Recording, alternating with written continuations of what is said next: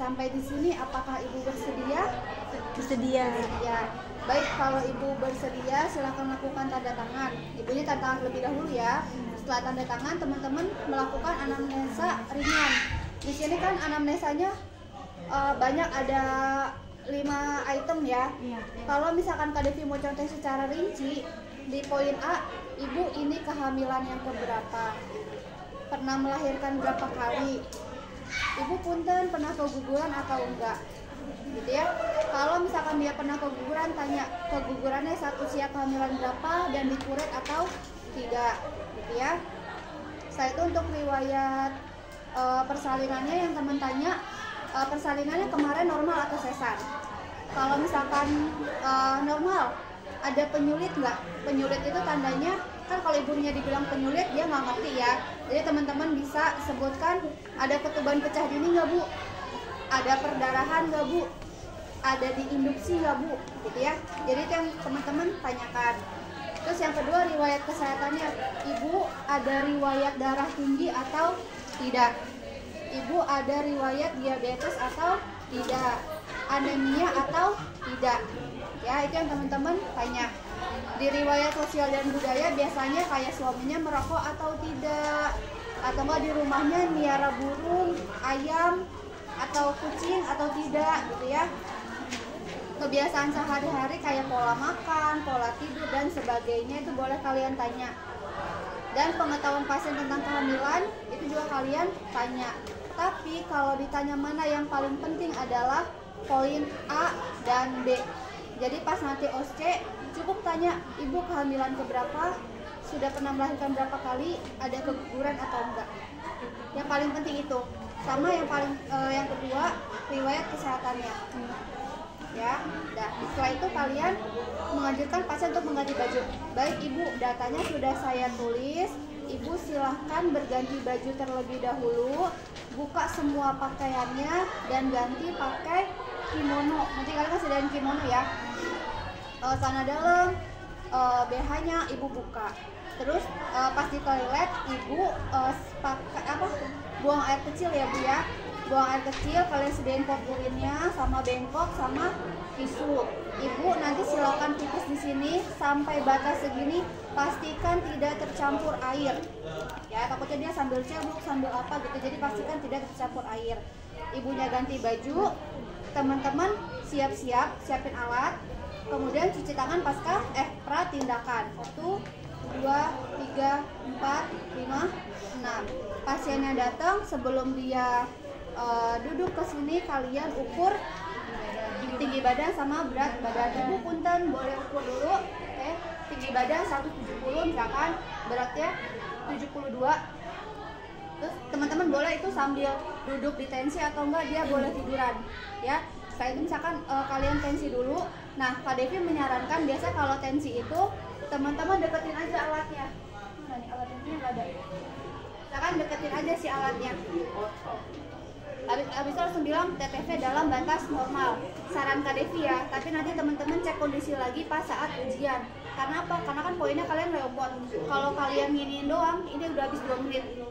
Ya kan pasti kan kalian makein mansetnya dulu, terus pura-pura iniin termometer pasti lama. Jadi ceritanya kalian deketin aja si tensinya, kalian seolah-olah buka itunya, langsung TTV dalam batas normal. Taruh lagi. Saran Kak Devi ya, tapi nanti cek lagi kondisi lapangan. Terus setelah itu ibunya suruh duduk, ambil tangan kirinya seperti ini ya. Kalian lalu mengukur nilai. Siapa ya yang mau jadi pasien? Kalian? Pokoknya kalian ukur. Biasanya pakai tangan yang tidak dominan. Misalkan dia sering pakai tangan kanan, berarti kalian tangan kiri. Kalau dia orangnya kidal kayak Kak Devi, berarti yang diukur tangan kanan. Nanti kalian ukur dari sini, ini patokannya kayak dari batas sini sampai ke siku, gini, sampai ke siku. Lalu sepertiganya, misalkan Kak Devi sampai bawah ini 30. Terus kalian putar di bagian 10. Gitu. Ya. Baru kalian ukur. Setelah diukur, set keluar hasilnya misalkan 25. Artinya normal. normalnya adalah 23,5. Di bawah itu kalian harus curiga ibunya kurang gizi. Nanti jadi pas ujian bilang aja 24, 25 gitu ya. Jangan sampai kalian bilang 23. Berarti dia nanti kalian harus pancake cake. Nah setelah itu kalian menganjurkan pasien untuk tidur. Ibu boleh bu silakan tidur. Kalian silakan tidur. Tutup sampiran, pastikan pencahayaan cukup gitu ya.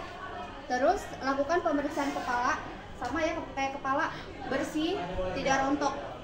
Dah cukup itu. Terus habis kepala, apalagi di situ mata. Muka dulu. Muka yang kalian bilang adalah tidak ada odem, tidak ada kloasma gravidarum. Maaf ya bu, pegang mukanya. Ya. Setelah itu kalian cek matanya. Ibu, kalian boleh arahin ke kanan ke kiri boleh, tapi kalian lihat juga boleh. Misalkan kalian arahin ya, ibu lihat jari saya. Oke. Sklera tidak ikterik. Maaf ya bu, konjungtiva tidak anemis. Setelah itu baru kalian lakukan pemeriksaan hidung. Di hidung pakai pen light ya, teman-teman ambil pen light, sorot hidungnya, jangan lupa ditutup. Maaf ya bu, ya tidak hidung bersih dan tidak ada polip. Lalu lanjut telinga pilih yang terjauh dulu, berarti telinga kiri ibu. Ada daun telinga bersih, tidak ada serumen. Ada daun telinga bersih, tidak ada serumen. Lanjut ke mulut, bu punten dibuka mulutnya. Oke, tidak ada stomatitis, tidak ada karies, tidak ada gigi berlubang, lidah bersih, tidak ada pembengkakan pada tonsil. Yang itu ya, yang lak-lakan kalian gitu ya, sekitarnya itu ya. Terus udah kayak gitu kalian lanjut ke pemeriksaan leher. Ibu maaf ya bu, lehernya saya pencet ya. Tidak ada sini pembengkakan kelenjar getah bening. Terus ibunya suruh ngelan. Tidak ada pembengkakan kelenjar tiroid dan vena jugularis. Ya. Setelah itu kalian lanjut dari leher apa? Dada. Ya. Sama bagian terjauh. Kak, boleh salah satu atau boleh dua-duanya. Tapi mau manapun yang diangkat, teman-teman periksa ininya dulu, sebelah kiri ibunya. Ya, setelah ibu kalian periksa, bu maaf ya bu, kalian buka kimononya. Ya, untuk di pemeriksaan dada yang dicek adalah kita palpasi daerah mamae itu payudara ya, dari bagian dalam sampai ke pangkal payudara. Jadi bagian dalam tuh sini, ibu maaf ya, kalian tekan-tekan sambil lihat mukanya sakit atau enggak, ada nyeri tekan atau enggak. Dari dalam sampai ke pangkal, artinya sampai ke tiak. Ya, terus angka satunya lagi, maaf ya bu, sakit, misalkan kayak gitu ya, kalian boleh cek. Oke, nah setelah itu kalian bilang adalah tidak ada nyeri tekan dan tidak ada benjolan. Ibu maaf ya bu, kalian boleh lakukan pencet di bagian putingnya. Nah tapi mencetnya tidak gini ya, tidak gini, tapi gini. Pakai ini kalian, karena kalau pakai ini lebih linu. Jadi kalian harus pakai ini. Bu maaf ya bu. Oke. Oh iya, misalkan kalau udah keluar silakan bilang sudah terjadi pengeluaran kolostrum, atau kalau misalkan belum, tidak ada pengeluaran ASI. Ya karena kan kebanyakan ASI itu keluar pada saat dia setelah melahirkan. Setelah itu kalian lihat bagian perutnya. Ibu maaf ya bu, saya buka perutnya. Pertama inspeksi dulu, tidak ada bekas luka operasi. Kalau misalkan di sini ada, kalian tanya. Kalau di sini udah pasti sesar kan, tapi kalau misalkan di sini atau tiba-tiba gini, kalian boleh tanya, ibu nih bekas luka operasi apa? Ya, karena kalau sesar zaman dulu kan begini, sesar laparotomi yang dulu begini. Tapi kan sekarang sesar pada miring semua gitu ya. Nah setelah itu kalian lakukan Leopold 1. Gak ada yang mau jadi pasien? Oh ya, pangkernya boleh ditekuk terlebih dahulu. Kita kumpulkan bagian perut, kan kalau bayi itu ada yang dominan di kanan, dominan di kiri gitu ya. Teman-teman lakukan pengumpulan di bagian perut pakai ini ya. Ibu maaf ya bu, kalau tangannya dingin bisa ya. Maaf ya bu.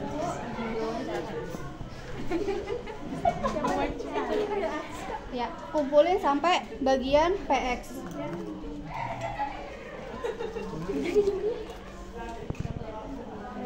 dari bagian PX atau processus hypoideus sampai bagian simpisis. Apakah tadi Kak? Dari bagian PX processus hypoideus sampai ke simpisis. Setelah itu kita lihat misalkan 32 ya. Nanti dijelasin. Pokoknya Kak Devi contohnya yang 32 ya. Oke. Kita lanjut melakukan Leopold 1 untuk menentukan bagian apa yang ada di fundus ibu ya, ada di fundus ibu. Kita kumpulkan lagi, maaf ya Bu. Pada Leopold pertama di bagian fundus teraba bulat, lunak, tidak melenting, bokong. Lalu kita tahan sebelah sini untuk melakukan Leopold 2. Maaf ya Bu. Pada perut ibu sebelah kiri teraba tonjolan-tonjolan kecil ekstremitas. Kalian ganti tahan di sini. Maaf ya Bu. Pada bagian perut kanan ibu teraba keras memanjang seperti papan punggung.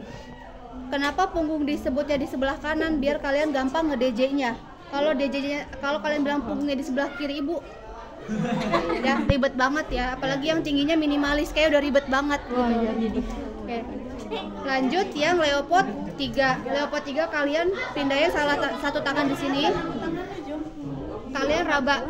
Pada Leopold ketiga menentukan bagian terbawah janin, teraba, bulat, keras, melenting. Kalau melenting artinya belum masuk panggul ya. Kepala. Gitu ya. Cara ngeraba melenting atau tidak melentingnya Kak Devi goyang. Ya. Misalkan mesti goyang. Itu kepala. Ibu punten boleh dilurusin kakinya. Oke, siap. Melakukan Leopold 4 menghadap kaki ibu. Jadi Leopold 1, 2, 3 kita menghadap ibu. Leopold 3 kita menghadap kaki ibu. Ibu maaf ya. Karena tadi Kak Devi bilang melenting, artinya kan dia belum masuk panggul. Kalau belum masuk panggul maka tangan kita akan bertemu. Jadi kepalanya akan begini.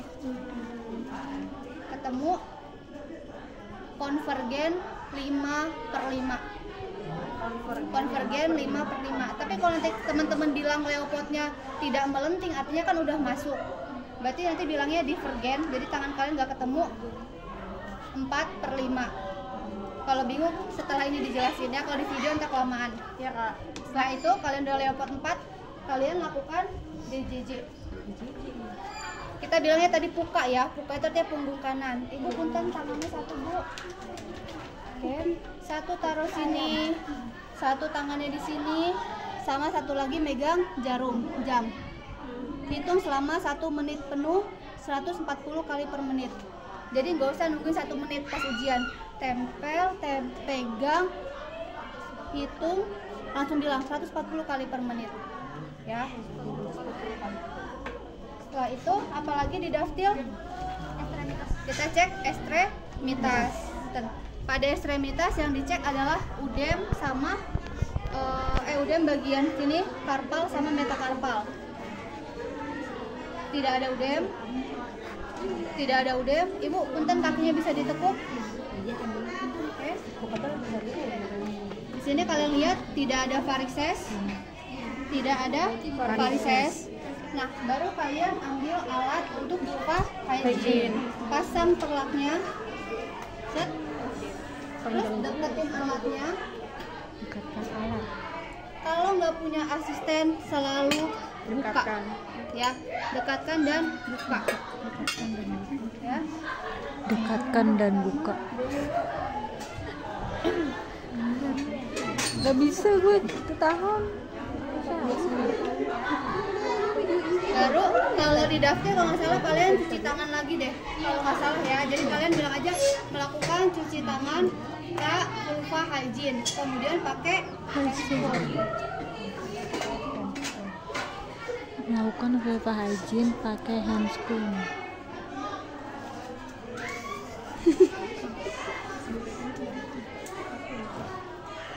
Ibu maaf ya Bu, agak kurang nyaman ya. Ceritanya ini aja ya. Bisa celupin segala. Kalian buka bagian sininya.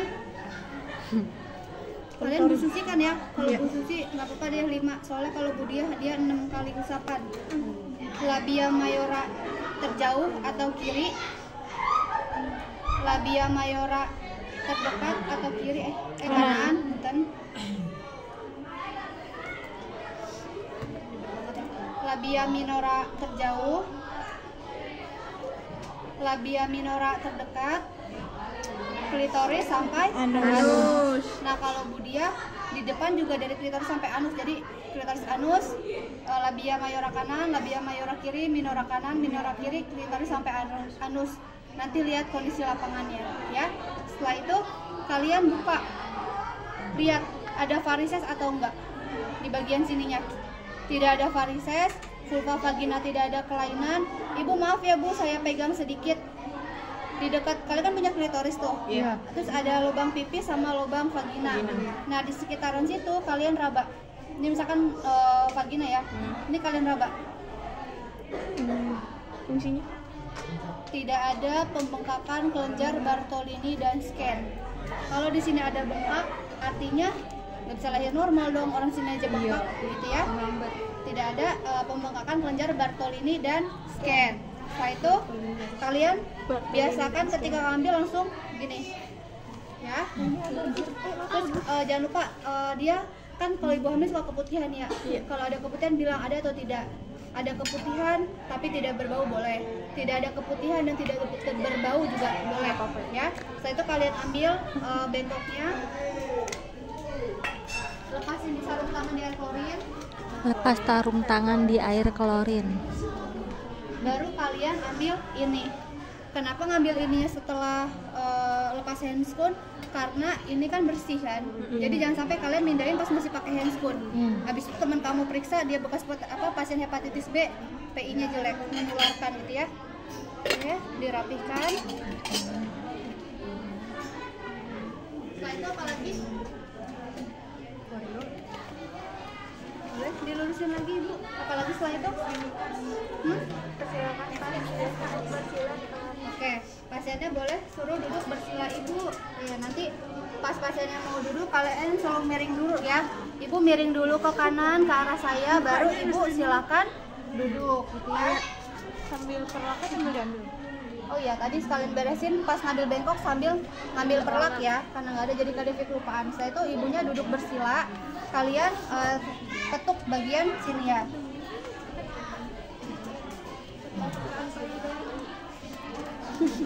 Ya.